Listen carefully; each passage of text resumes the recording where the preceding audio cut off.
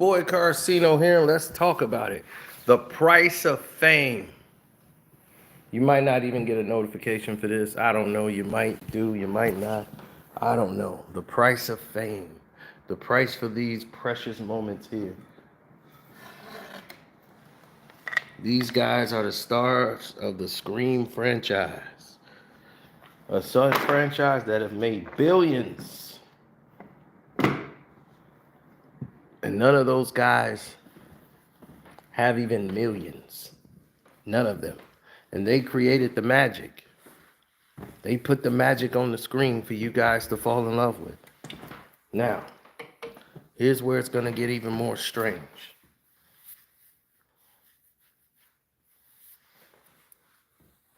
Because I want you guys to be link in step with what's actually transpiring here. These artists come in here with these goals. They have this livelihood that they want to protect. They want to be successful. They come in, they say, I want to be a rapper. I'm not afraid to take a stand. Everybody, let's walk these roads together through the storm. But they came through the doors. I don't give a fuck. They came in there rapping. They thinking, look, as long as I could rap, my talents, I'm going to make it. I'm good. I'm a rapper, B. That's what I am. But this man ended up turning to God real quick when he was a full-blown atheist. Now it's God is the head of my life. He's saving me from going down this dark road. What is this dark road? You were embraced in the dark road. Why are you turning to God? She had her umbrella. She's got billions of dollars. She had all the world under her thumb. She could do whatever she wants. She's Riri. She did the Super Bowl. Everything. But now it's time for prayer.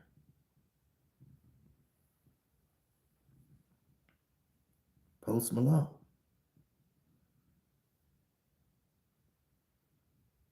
All of the things that you've seen out there, right? Now they turn into prayer. Now all these people want to pray. What did they see? That's why we're here, folks. That's why we're here. Because you're going to know some things that probably you never knew before. Bingo! Now,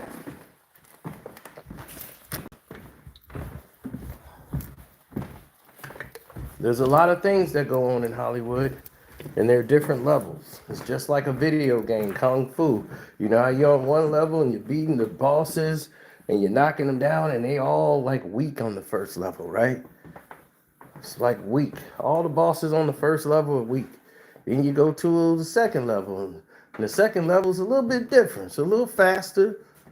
They can do more things, but they're still weak. Then you get to the third level. Things get a lot harder. They're more. And you're not so big anymore. You're actually small. And then you find out the people that were supposed to protect you and have your back, they can care less about your human existence. What happened? Well, Eminem was your favorite rapper, just doing whatever he felt like he could do. They pushing him because he's white now, and he's got the pass from black folks, so he was good. They finally accepted one. Now they could do what they always wanted to do, put him at the catalyst position. So they start pushing him up the ladder.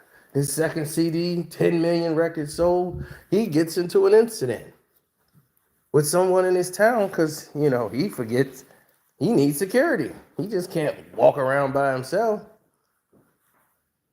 So he's got a homeboy that's with him that's supposed to be his security, Gary, and he gets into an incident where he has a gun with no bullets and he's pulling it on people. Then he pistol whips a guy at a restaurant and gets in trouble. So to keep Eminem in line for what's to come, you know what they did? They took Eminem's soul.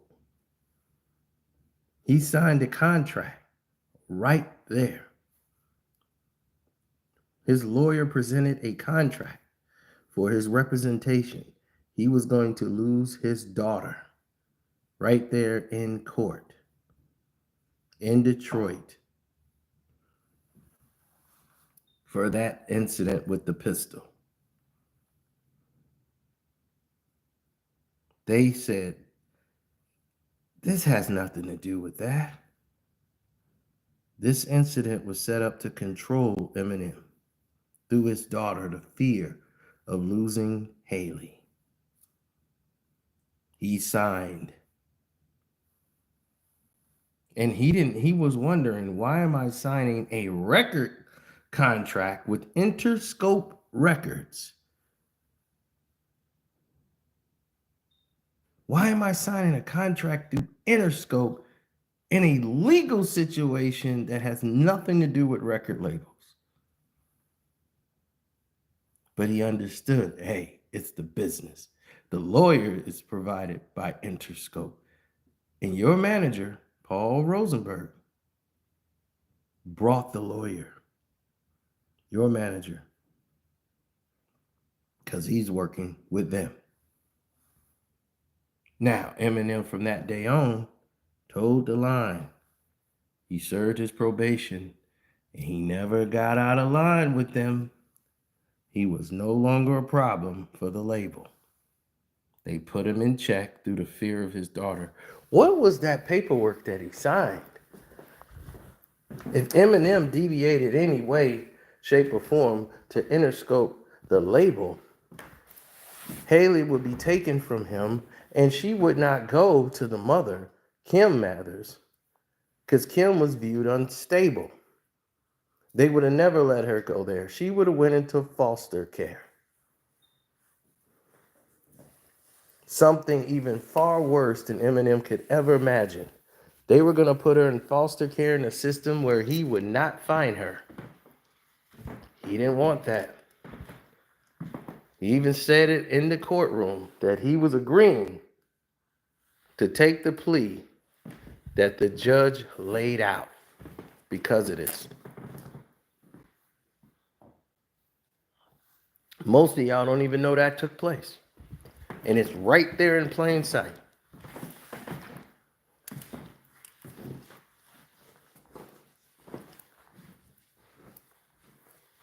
Now, why would Interscope Records be involved in that deal? Because they went through it with the Snoop trial. Yeah. You see, contrary to what people believe, they weren't the ones who put up the money. Suge Knight put up not 1 cent for Snoop Dogg. Suge Knight didn't put up, he didn't bail Tupac out, nothing, but it was his interest that they do it. You see, here's the thing. Def Jam was willing to take Snoop Dogg and go with, Snoop Dogg was going to go with them or what have you. But they had to win this case. It was very vital to Interscope Records that they spend this money. Because they already know they just sold, Dr. Dre just sold 4.5 million records, not including the singles. Since Snoop Dogg is the biggest artist in the world in 1992, this case got to go away. We can't, it's too much money on the line. This is hundreds of millions of dollars. We cannot afford to let this get messed up.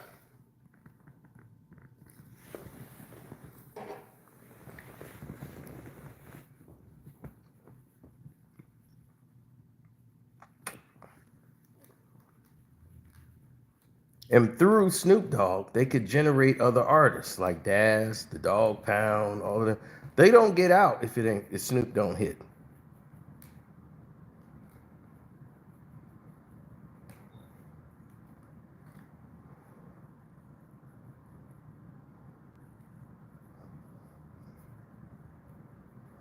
Demi Lovato was put under so many immense stress and pressure to get away from her family and everything. The business pulled and tugged her away.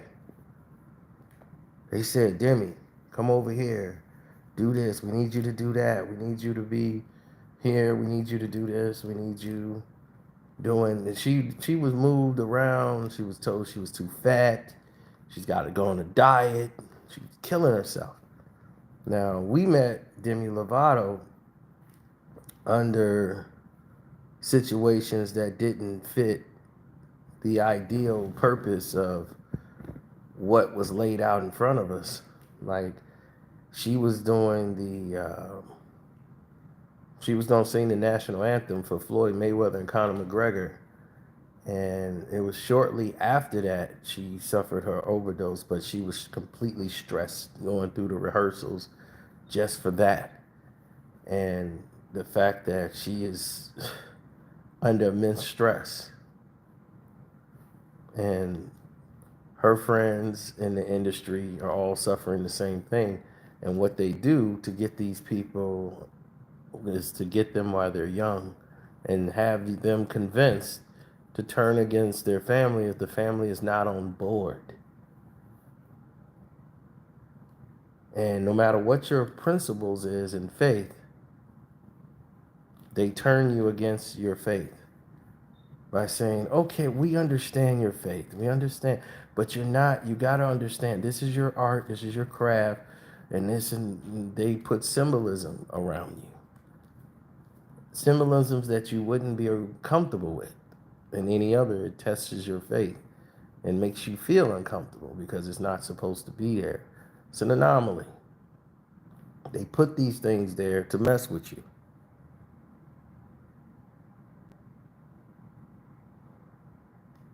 to corrupt your faith.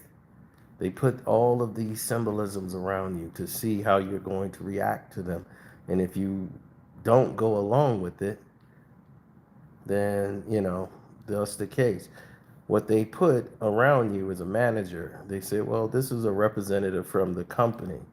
And the company would be, whether the record company, whatever label you're with, this is your handler. They normally work for the record company, and they tell you this is what you do here, anything you need, you ask them, they go get your food, they get everything that you need. You got a headache, they got the aspirin. Now, all of these people have what they call their runners. All of them have drug mules, right? All of them have what they call a drug mule, and that person stays near them. They have clearances, nobody bothers them. They can like basically openly carry drugs in an open briefcase, like in a closed briefcase, and just walk in like it's an office meeting. Sit it on the table, open it up, and it's there. Mostly, some people can't be seen with contact. So bodyguards are normally the ones that transport the drugs. They carry it from point A to point B. They'll be at the door. Some don't even want to be seen. So they'll go to the bodyguard, drop off the drugs. The bodyguards come handshake the one guy. Boom, there's your drugs. The bodyguard gets a tip for making it happen. So he gets whatever money amount it is. Bodyguard's making money. The guy did that, made money. And then celebrity get their drugs. So if you go from town to town, you got to have somebody that can have drugs in every town. Most people don't carry drugs on the plane, even though some do. And they mostly don't have to worry about airplane dogs and security because they normally fly private planes. They fly with the A-listers on private planes. They don't have to wait in line. They go right to their planes and they're out of there.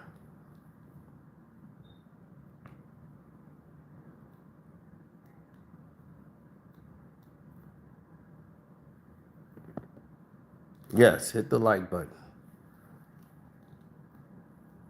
Demi Lovato, Mac Miller, and Ariana Grande are all users. They were all users, meaning that they all took drugs. Ariana Grande, um, her she was not as a she didn't have what you would call an addiction like everybody else. She was doing it recreationally, and the situations changed because she went through the same pressures, coming up as a Nickelodeon star, but willing to do whatever because her parents would allow them to do whatever. She needs to be a star. Her daughter's a princess, and any little imperfection, she thinks she's ugly or whatever. And she's always in weird situations where she's got to take someone else's boyfriend. And then when she got the guy, she gets bored and then she goes take someone else's boyfriend. She wants somebody who's married. She's always wanting people that she can't have. So she wants those situations. Now, she was their little star that they were making money off of, so they keep pushing her. Now, she has a great voice and they know since a kid, but she was always put in adult situations in compromising positions. She was in a studio. I want to say it's Warner Brothers. And two of these guys were some of the biggest like creeps you've ever want to see in your life. So that actually was Universal. Sorry about that, Warner Brothers. It was Universal. And she was with the two of the biggest creeps in the history of cinema. Like two creeps. Like these dudes are like perverted. They make perverted movies. They put all these scenes in movies that are just like, why is that there? And they think it's comedy. They mask it as just I'm just joking. But they're really not. So a lot of that stuff, the times were changing where that kind of comedy wasn't going to be accepted anymore. So now it's like you can't do that like those type of jokes no more. Everybody's super sensitive. But she was in the room like with those guys, and most of those guys are on drugs. So Mac thing is Mac had a bad addiction to the drugs. This is why she always was around drug dealers. But after the incident happened, where the shooting at her concert, when someone came in and had a bomb or whatever, and some kids died, and she did the show, and she was messed up mentally, and she actually let something slip that something did happen to her when she was younger, when she was a teenager, that she's tried to process and understand. It's a lot of things that happen in Hollywood that she hasn't really just bits of memories, and she doesn't know if it was a dream or reality when she was trying to explain herself to the audience, to the crowd, when she was expressing her concern for the people that lost their lives at her concert. Uh, the Mac Miller situation, she wasn't with him no more. She was with Pete, another person who continuously is in rehab, then out of rehab, then back in rehab. He's battling addiction, and I don't make fun of people who's battling addictions because it's hard. That's why it's an addiction. You have to channel your addictions because some people have a very powerful addictive nature because they're either very competitive or they fight for it and they're very stubborn to let things go. And that's the problem with addiction, is that you have to have the strength to learn to let something go. And most people can't. And that's how the demons in Hollywood grab you. They know you can't let it go. They threaten your career. Oh, that's okay. If she doesn't want to do it, we'll just get the other girl. Now imagine you're a child and you're 12 years old and you're being told, well, you don't want to have to do, you don't have to do it. That's okay. We'll just get another actor in here to do it. And you're going to think, oh my God, this is the end of me. I'm never going to be heard from again. And the assistant be like, oh my God, what did you just do? Oh my God. Like, and they have the assistant that play good cop, bad cop, and they make you turn on your guardian, who is your parent, who's fighting for your rights, saying, why does my child have to do this scene? Now the kid is like, you're destroying me. Why are you destroying my career? You're ruining me. So the kid rebels and rejects the parents.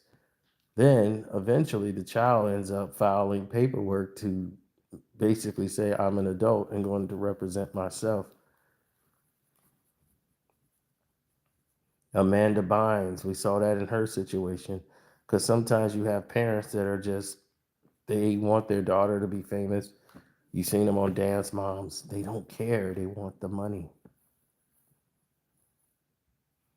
And you see a lot of them predicate faith, and they'll wear crosses. They pray all the time, but they're into all kind of devilish things.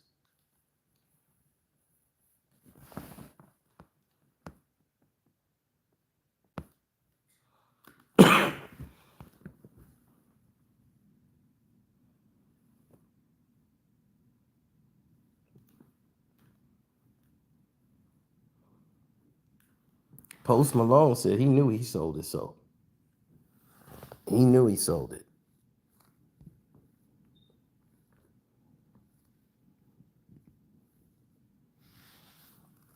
But he says, I'm going to get it back. Because he said it was either that or I'm gone, you know. He knew. And he knew he lost too many friends. He was lost. He was like, I was lost at a point in my life. And he was like, I found my soul again. You know, like I found myself. So we'll have to see.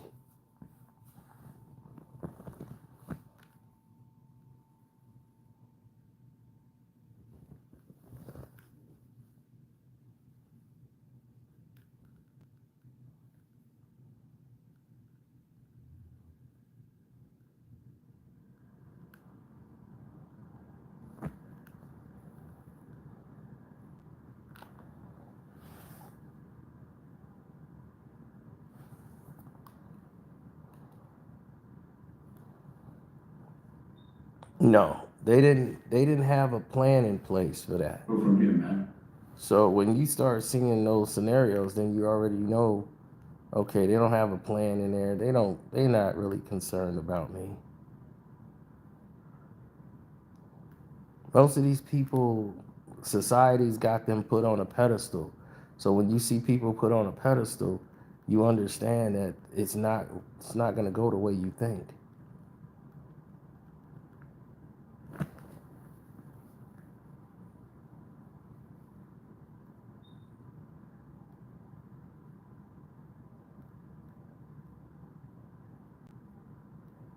Mm,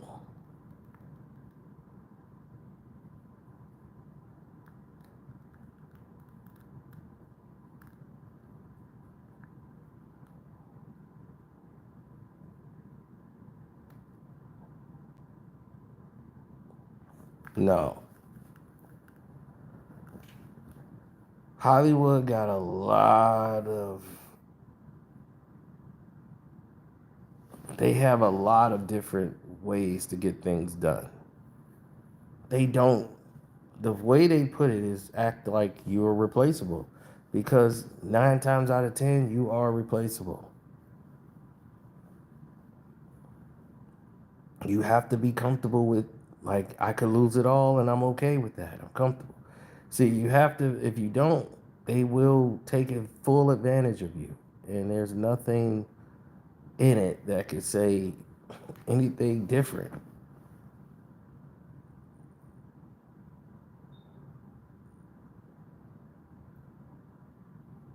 Oh, just because how many of these preachers you see on TV, right? They got the cross, they got it, the Bible, they reading scripture, and they don't follow the word. How many times have you seen that?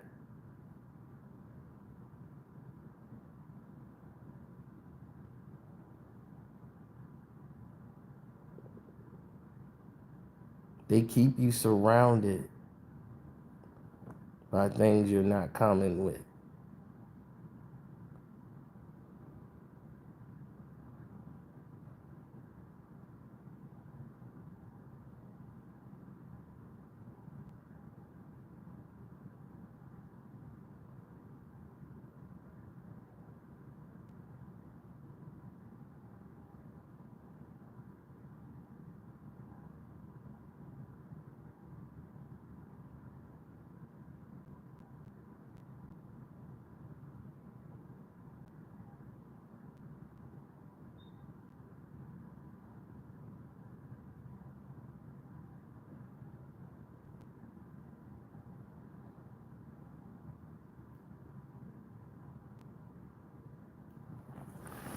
Well, what you have is a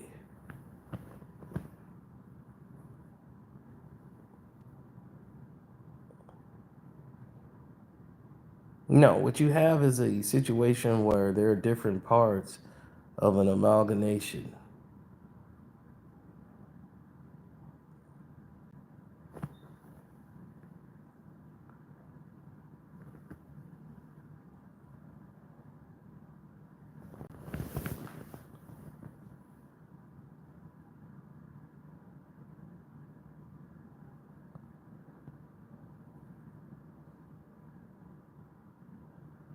There are always going to be different analogies when it comes to how situations are played out.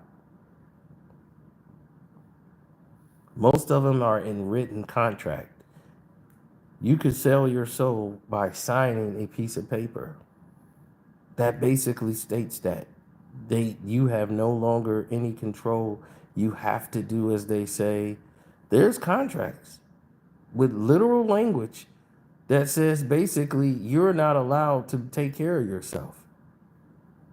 That the state, you could become property of the state if they deem fit. They're trying to do it with Kanye West. This is why Kanye West comes outside. Thank you. Uh-oh, they've caught on to the video now. This is what happens with Kanye West. They could say you're unfit.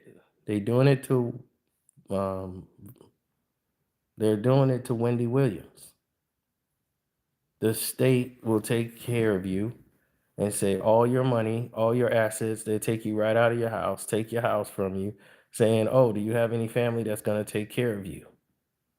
Oh, you don't have any family that could take care of you and give you the care you need because you can't be allowed to take care of yourself. We don't think you're mentally stable enough to take care of yourself. They'll get a judge to approve it. They get a doctor to sign and say that you're crazy. The judge will order you to go see the doctor.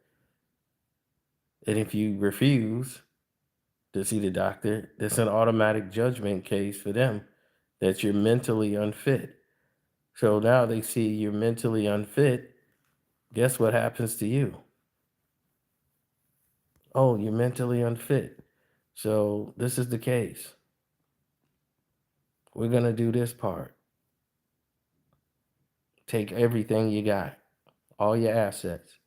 They take full control and they put a handler in you, somebody you don't even know. Bring comes into your life and is running your life. They run your accounts. They pay all your bills. They sell your house because you're not going to be able to live there anymore. They put you in a hospital, and that's where you're going to be forever. Silent. No phones, no nothing. Can't call. You just watch TV and stay in your house. And as the world's going by, you can't do anything.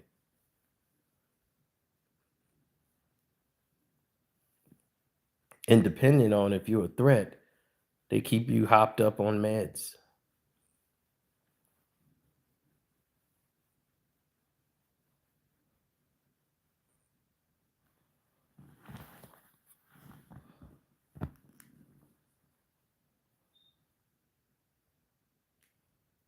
It's unfortunate.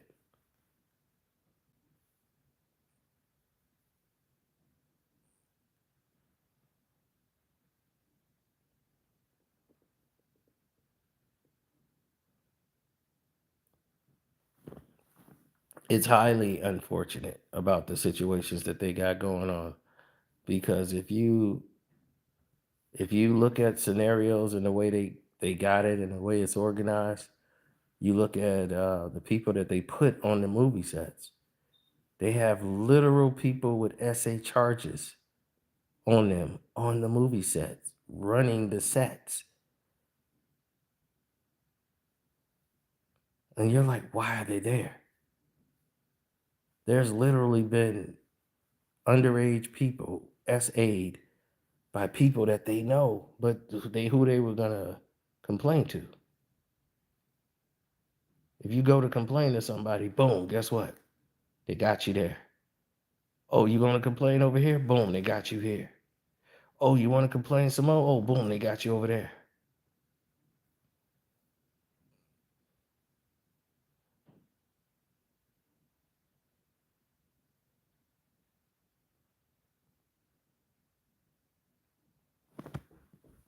Everybody is, it's a cabal system. The person you're gonna go over their head to already knows, because he's the same way. This person's the same way. They probably met in a place where they all were doing these acts, and they recruit and bring in more of the same. And this goes from the producers, the owners of the studios, all the way down to the little production manager. So if you say, oh, this one person was the bad apple, believe me, there was many more, and they know it. So when they looked at Harvey and said Harvey was bad, how many other Harveys were there? There were many.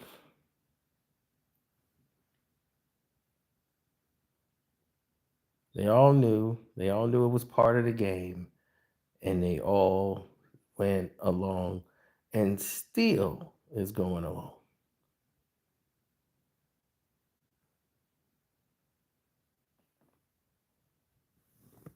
Yeah, look, now they even coming out again, messing with the live stream yet again.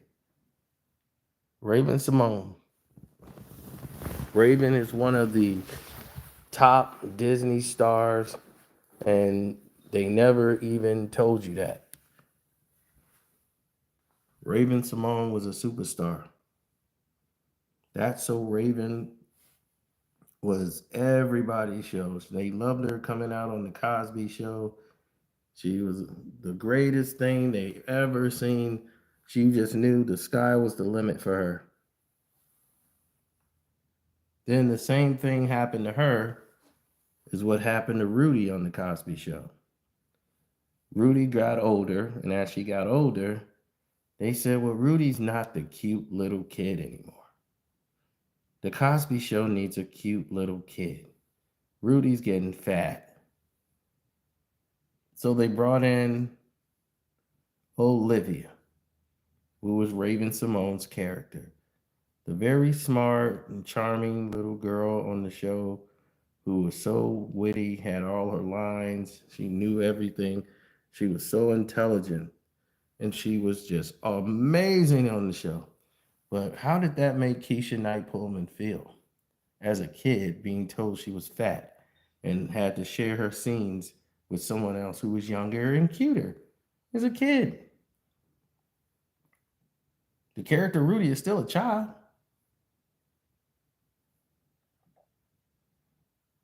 So from that, she ends up growing up, Raven-Symone, and she goes through the same abuse.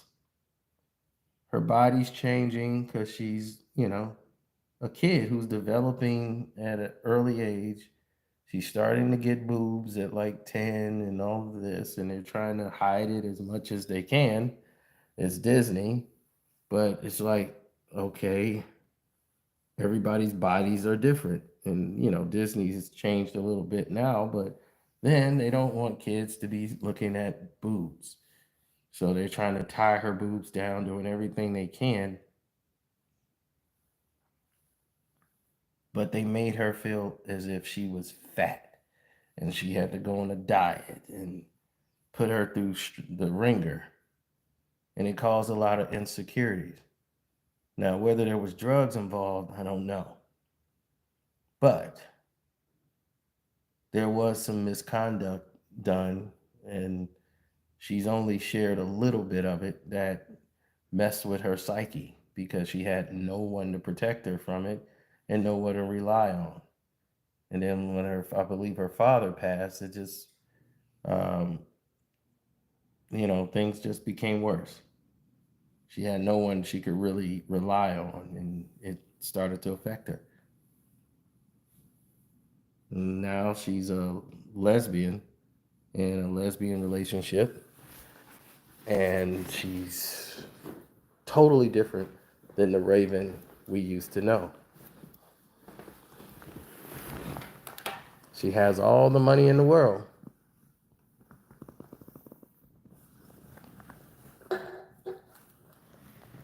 For keeping her mouth closed. She was rewarded. They said, you can come back and start your own show. We'll let you produce your own shows.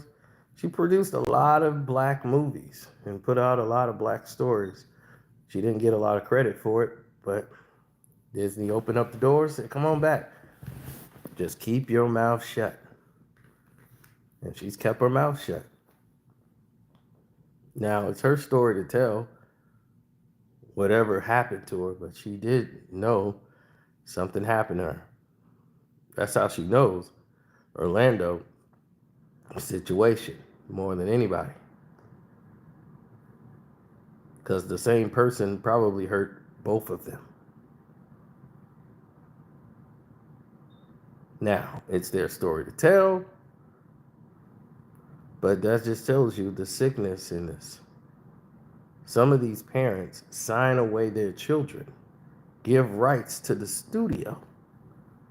They say, hey, I'm signing this over just for the money. Because most of these parents are living vicariously through their kids. And it's not even vicariously because they're actually believing it's a part of a delusion because they actually believe it's them. They believe they're up there on that stage. They always wanted to do this. This is what they wanted to do as a kid. They wanted to be acting. They wanted to go out in the commercials. And now I got pregnant when I was 21 and I was going to act and I was going to do it. Now you're going to do it. So the kid just wants to make their parent happy. They're doing it. So, but you putting your kid through some things you have no idea what you're doing.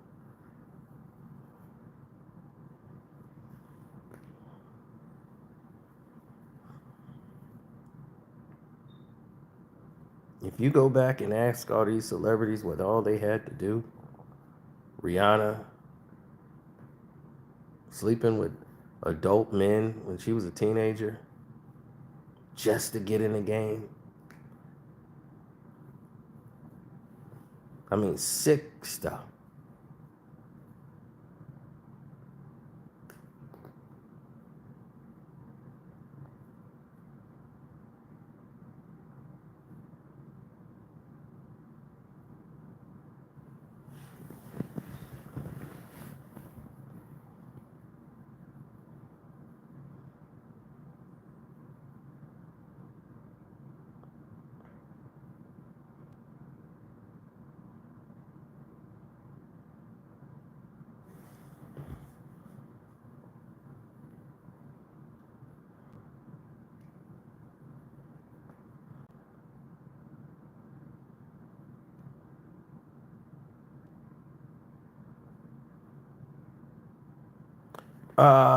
No.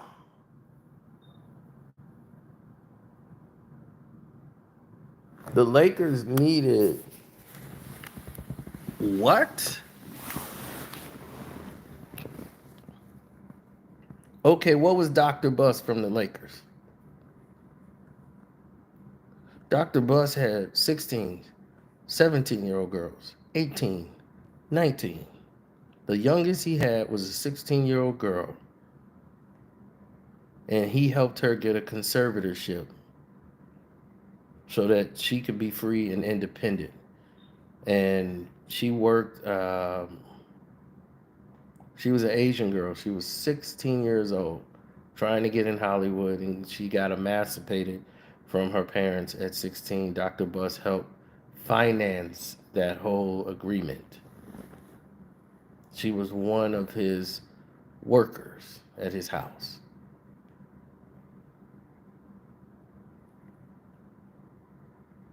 Yes.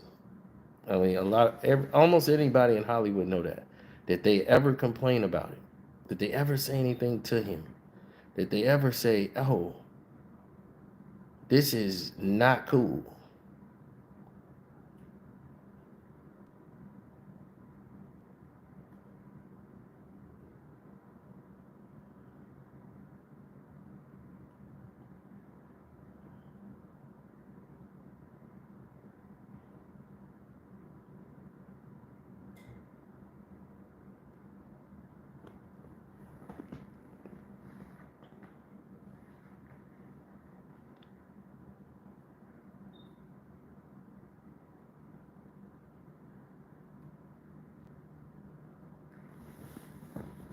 Now, when everyone sees a lot of these scenarios play out, then they'll understand like what's the scope and the measure behind all of the details that you see going on.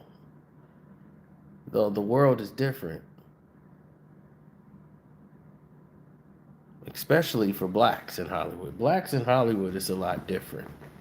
A lot different. They don't have the same draws that you see with everybody else. They don't have that. Blacks don't have those options.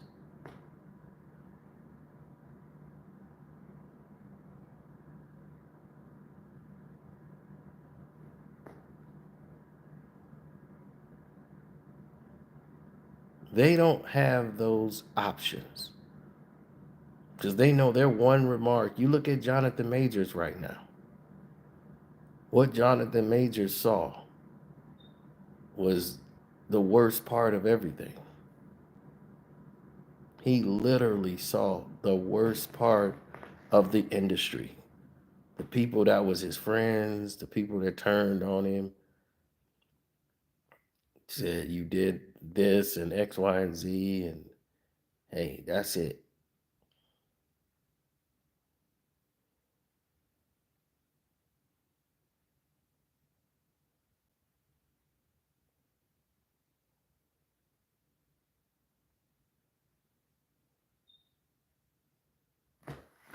Well, if everyone assume, oh, you do this, you do that, oh, it's gonna be right.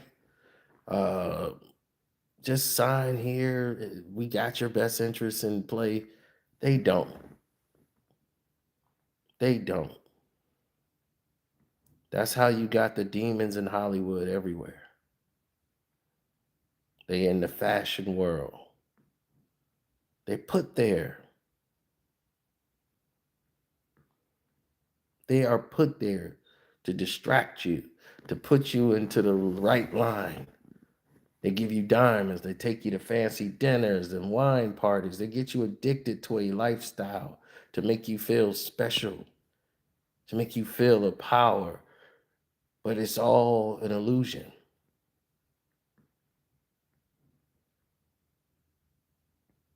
Because what power do you have? What decisions did you make? How did your power influence people to do the God's work? Anything? Nothing. Your influence is just having people worship you and cheer you. That's it. You have no real power. You can't stop a tank from firing on innocent children. You have no power. So it's all an illusion. But you're doing their bidding.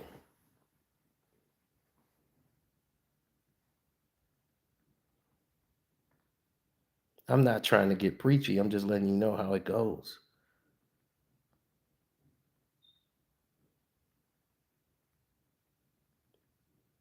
Oh, they already told they already told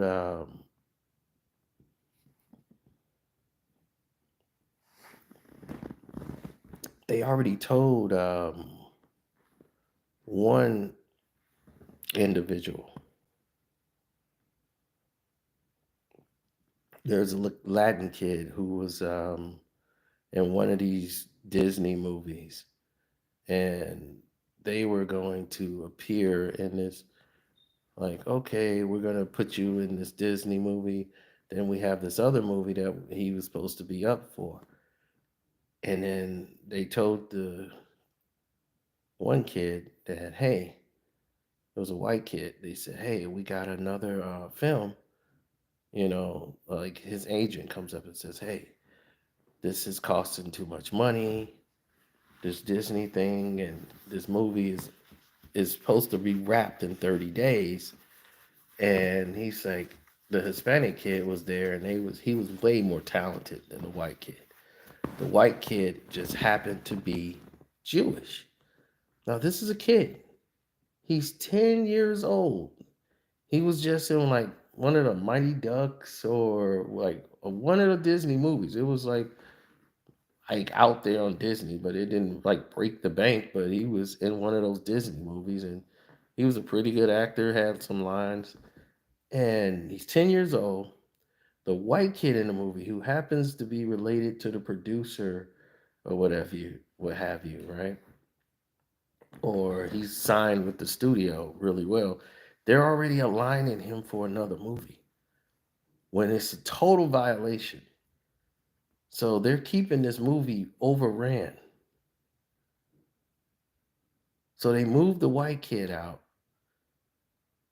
and the Latino kid, they moved him out and brought in a white kid to replace him at 10 years old because it was taking too long to do. And they was like, oh, it's too long, and let's see you do this. And they're putting him through all this strenuous stuff that was going on. And then they said, we're going to have a dream sequence where, at the end of it, you wake up and you're in your underwear.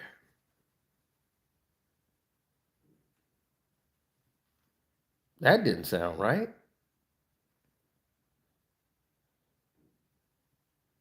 Why did he have to get in his underwear for a Disney movie?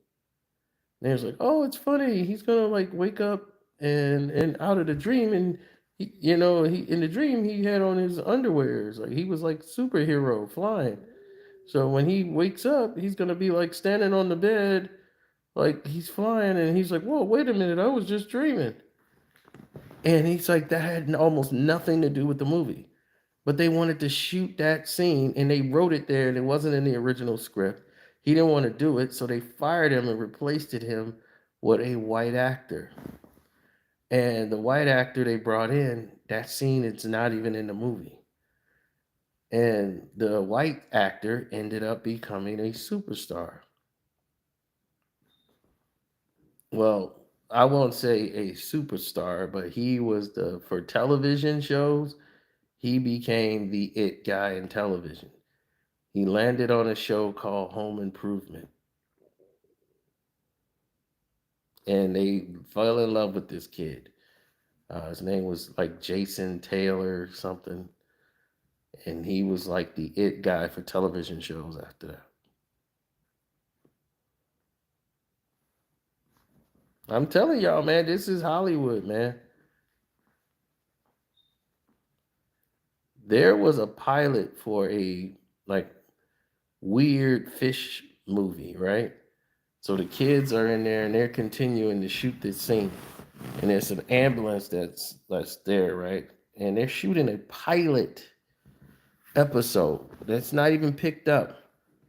So it's like 90 some degrees. So they said, all right, look,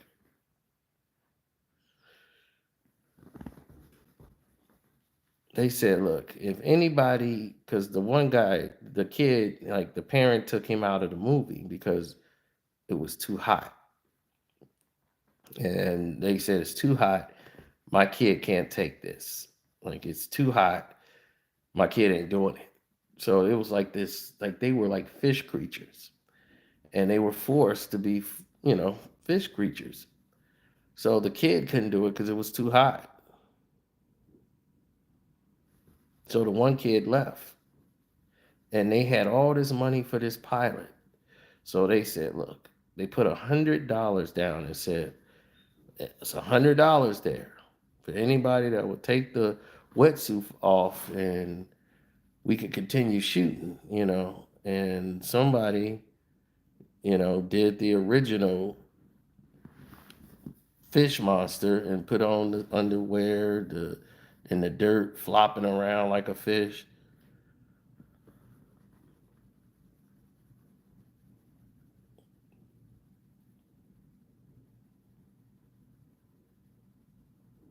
Power Rangers event.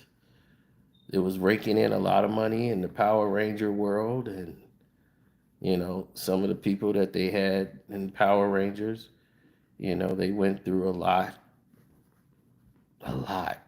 And I told you, these people work on these sets.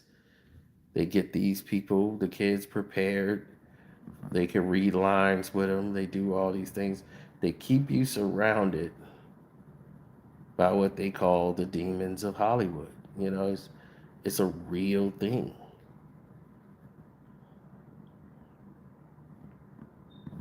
And you think with all this, awareness, that there would be changes, and there have been some slight changes, but it's more wicked than you know. Now, some people, they say, well, not everybody sell their souls. Not anybody that didn't made it.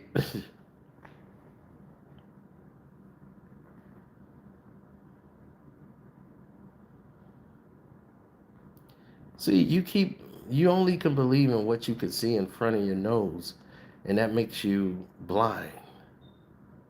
You're blind to the facts. You're blind to everything that you need to really be paying attention to.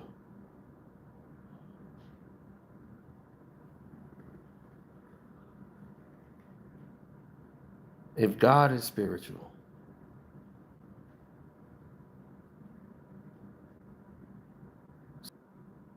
so is evil. So is these things that are perpetuated.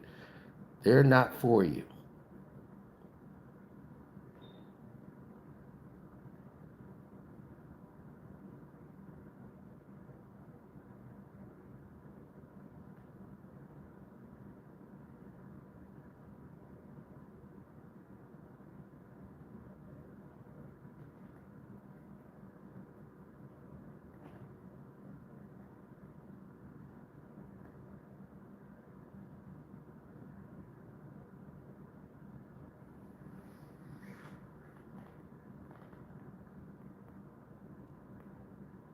Mm.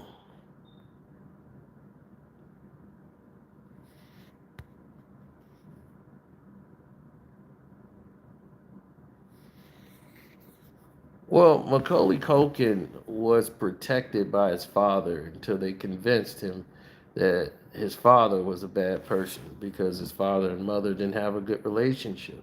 His father saw him as a person that he felt, and they haven't spoken in 30 years.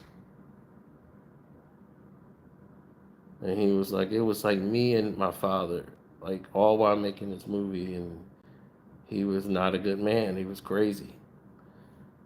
And it was a custody battle, and the mom won the custody of the kids, and the kids are in the middle. They don't understand what's going on.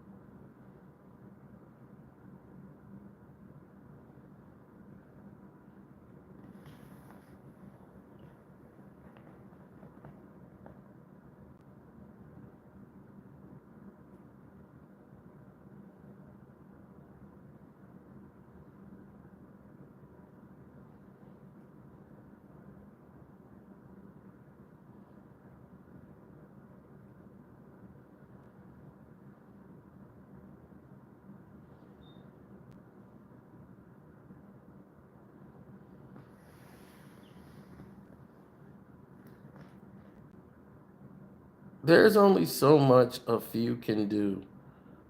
Now, when you start seeing people do routines and acts and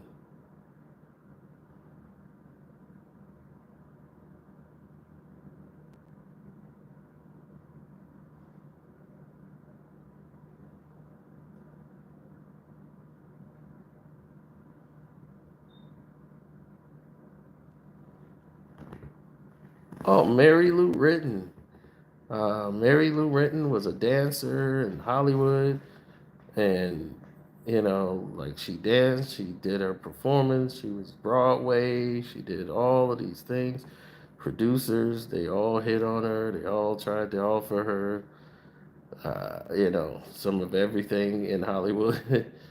It was the same thing. Shia LaBeouf, same thing, offered drugs and you know the early life in Hollywood and how he spiraled out of control and these angry rages and fits. It was a different environment altogether.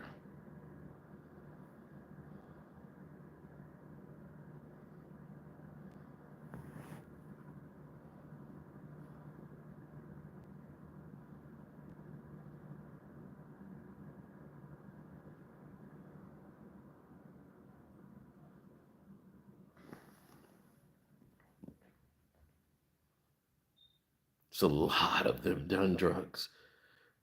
Johnny Depp, uh, drugs. Ellen Barkin, drugs.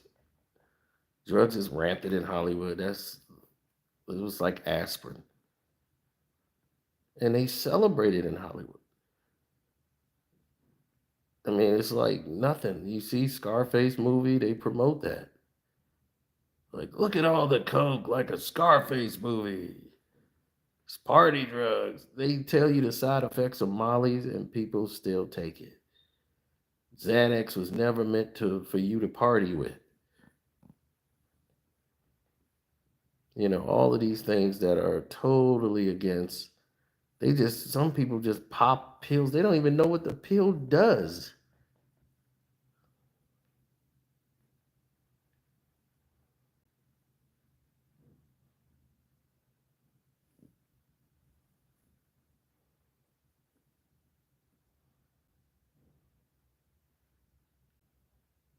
Mm.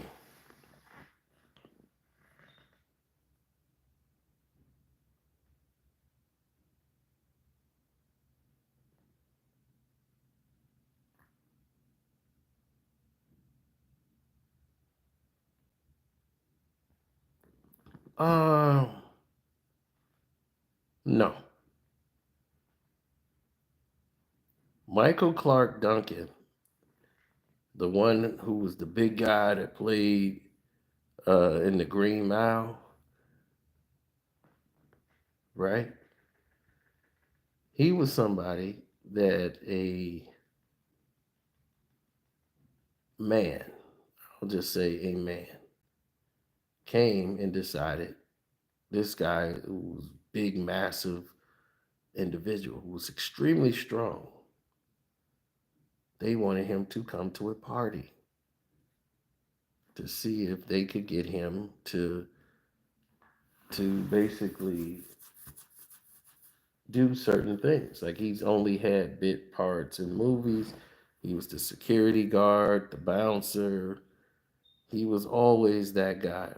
And he never really got to the part.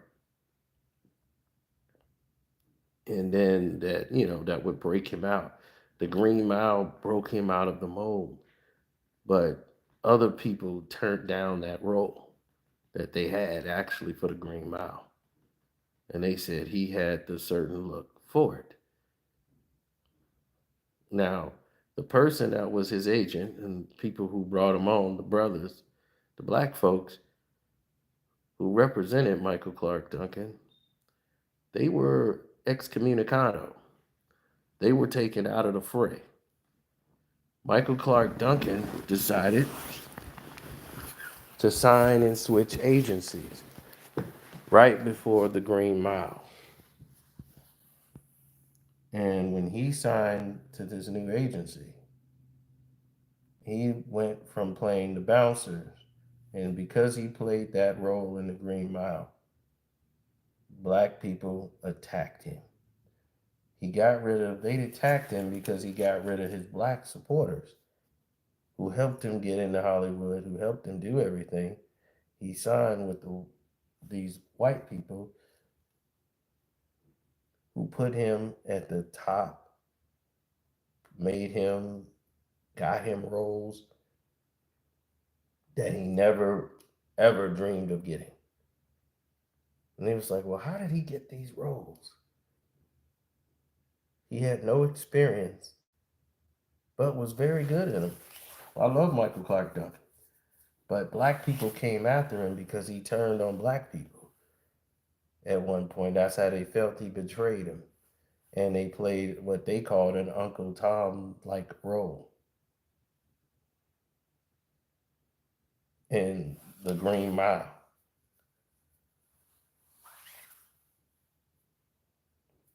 But because he played that, he was able to get other roles in Hollywood. Next thing you know, what did they do? Make him an ape in Planet of the Apes. The producer, if you go and watch the Planet of the Apes documentary, he actually calls Michael Clark Duncan an ape. I swear to God.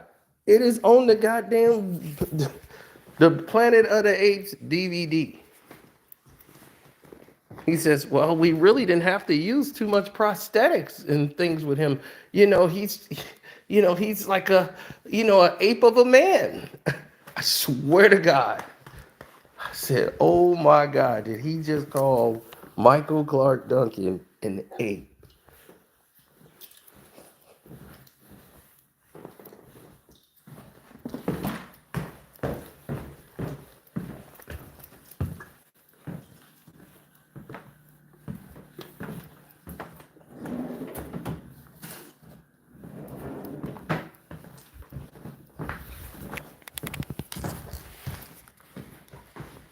Now, a black woman who created Terminator and The Matrix.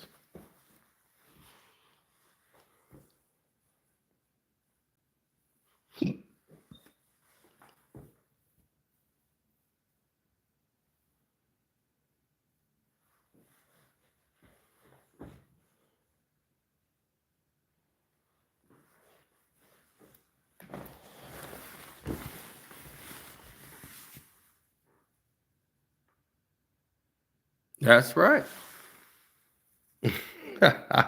Sophia Stewart. I was trying to see if you remember.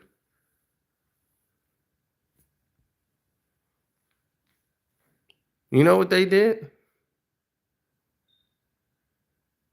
They took from her. They stole the Matrix from her. They stole Terminator from her.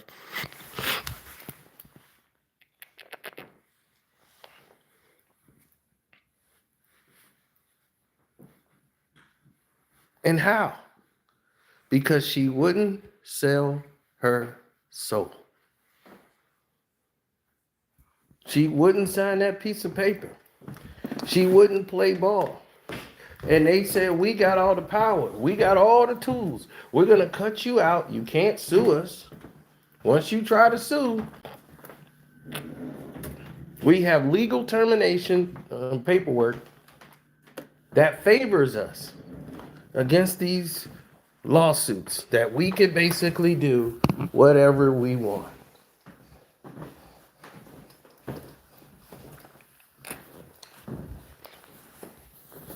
Well, in Hollywood, they had her deemed as crazy. She's a crazy person. She doesn't know what she's doing. People didn't know that she came out with the Terminator, that it was her.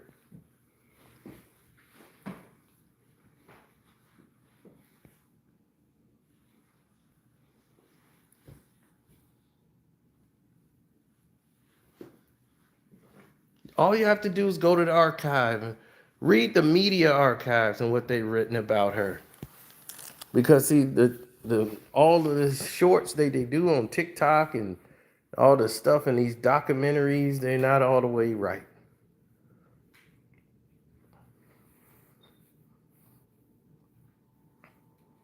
She had a licensing deal without paying for it. They had adopted a third Matrix and then a Terminator book with the script, right?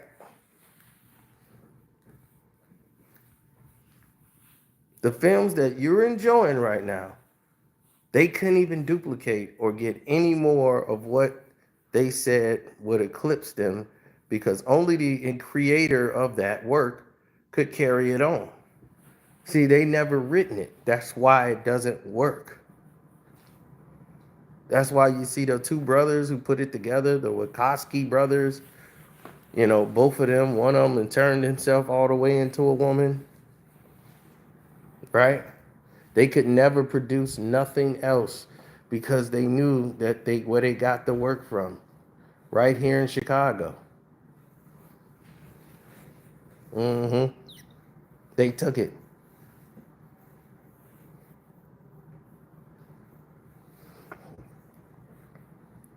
Did you know George Lucas at the time she was at USC, she skipped high school, and the Prodigy, they were crack codes and polymath geniuses.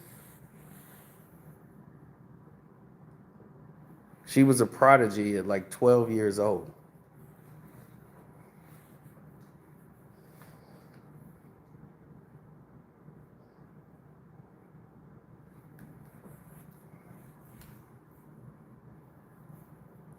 See, they never tell you about this.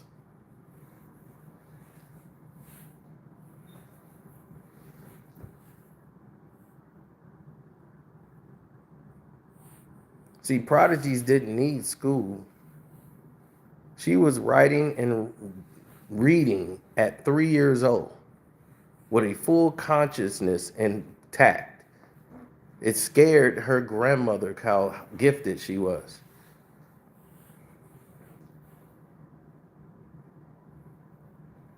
That's Sophia Stewart. And this the problem that people don't understand now is that Sophia Stewart in Hollywood, they made her like she was some kook. She wasn't a kook.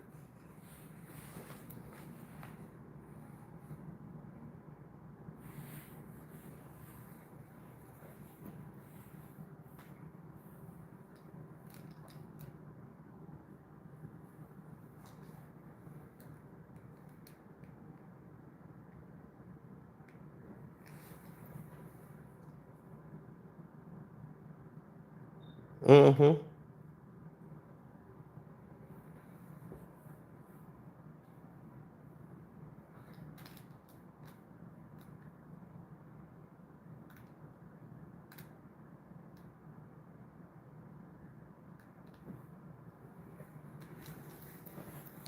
Well, that's why the Terminator works, and that's why the Matrix works, because she's basing it off of things she saw in her life, being a child prodigy and a genius. She was actually a clairvoyant.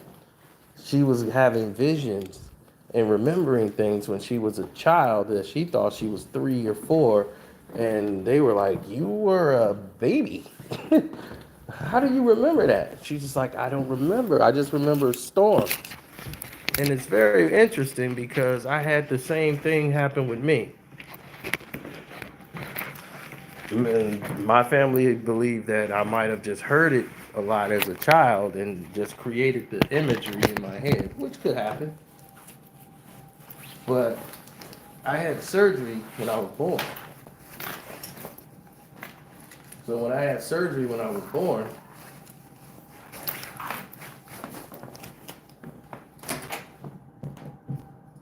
hence to why when I was born they didn't give babies anesthesia.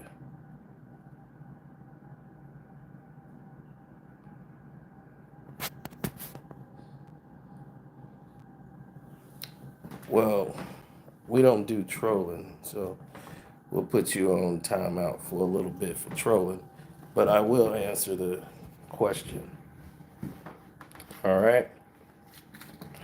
Here. What about Zendaya? Well, Zendaya is definitely taking the road less traveled by. Her father used to protect her from all this toxicness in Hollywood. But now seizing more control of her own career, and she's definitely somebody who's spiraling out of control and spiraled down the wrong path. She's doing roles that she shouldn't be doing, that her parents told her would keep her away from and steer her away from. She's surrounded by the wrong demonic people, and she's making more of the decisions in her life now that she's an adult, where her father was in control. Now she's her own boss. So now it's like he works for her. And Zendaya has spiraled out of control. She's on a straight spiral now.